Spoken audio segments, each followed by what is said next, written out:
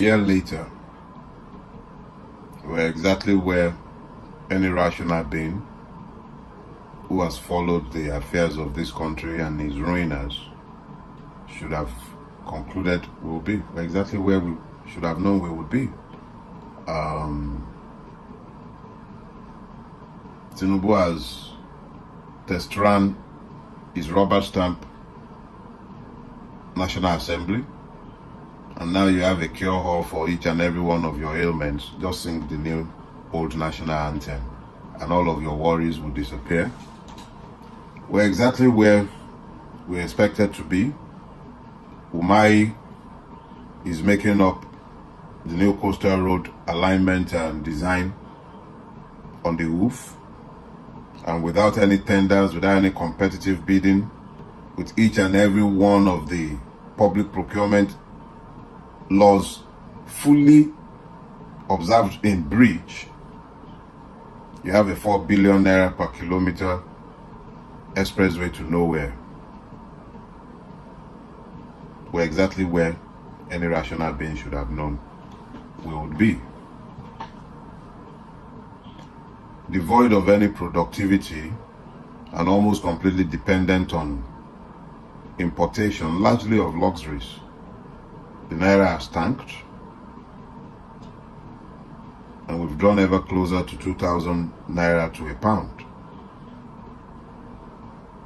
like 1,500 or thereabout to the dollar. But then, nobody who has been honest about the trajectories of our country can lay any claim to being surprised. It is as any reasonable person would have expected it to be. The fat cats in the National Assembly have grown fatter, and the general populace have grown poorer a year after. All pretenses that governance has more or less been discarded, and it's just straightforward looting, mindless one too. That's all that is going on.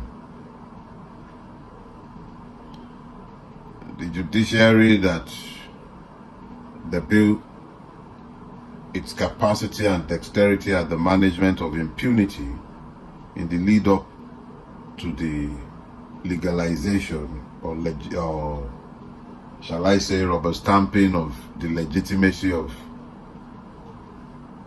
the Jaguda's mandate.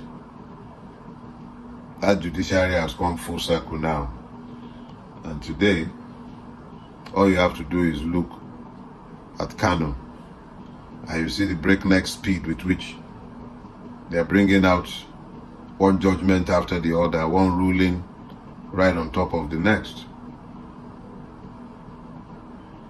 The constitutional order is more or less done. So it's no longer a function of who can bribe the most. It's looking more like who would dare to do the more outrageous thing.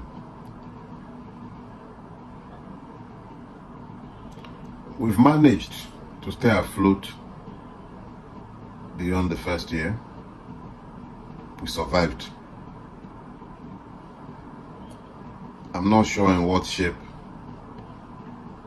Nigeria would be by the end of the 4th year of this regime, or if Nigeria might even be able to survive it. What I do know, what is quite glaring, is that our current trajectories are not sustainable.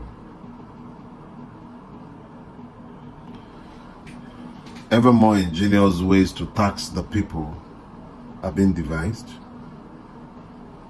Everything the government once did, took on as responsibilities, have been jettisoned, and nobody appears to care much for whatever happens to the poor, the serfs, those who should be citizens but are anything but. You know, it's pretty easy to say, I told you so, but it serves no purpose. It achieves nothing. Because if I could snare and say I told you so in relation to the Yoruba news, what about those who stood in the breach, who bled for their beliefs, those who made it impossible for these miscreants to credibly lay claim to any mandate?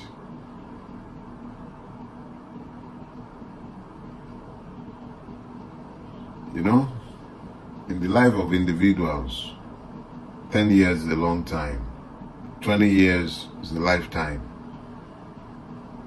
But in the life of a nation or a state, 20 years is merely a day.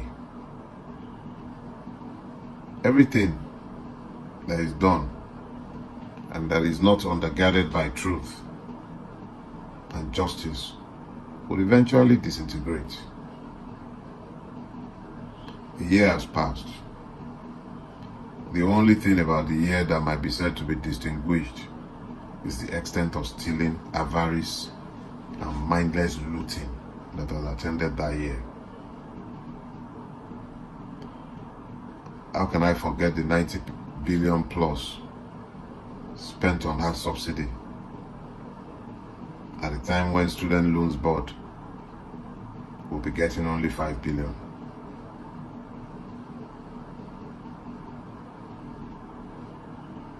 How many millions or billions to build car park at the National Assembly? Billions voted to buy luxury cars for dishonorable members and senators.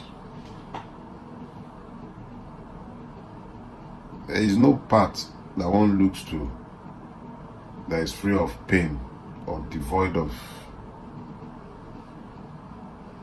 deep scars. Everywhere one checks in our political landscape, all you find is debauchery. Evil men and women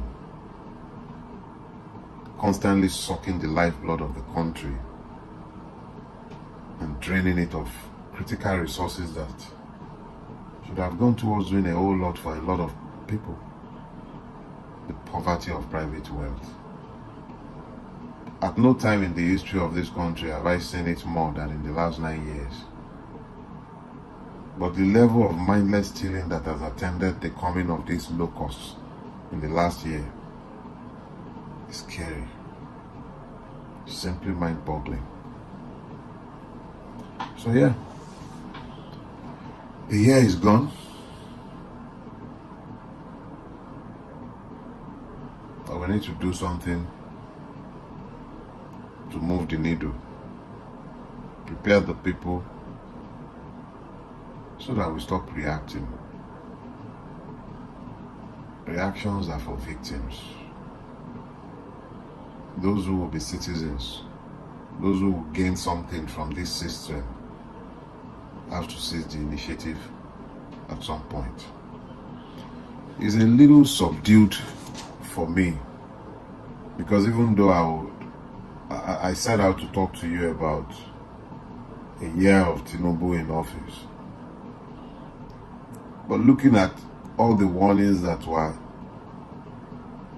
issued before the enthronement of this madness, going through remarks I had made before the 25th of February and before the INEC magic,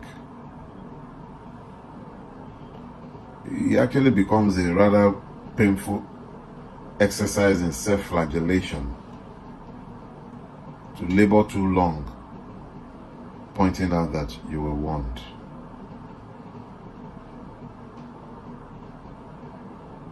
But like I said, the warnings matter very little now.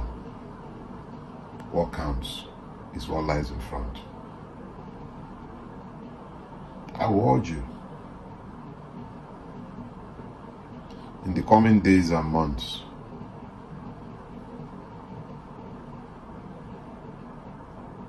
get ready. Let's try and shift this needle. Something has to give, and we cannot bequeath this madness to our children.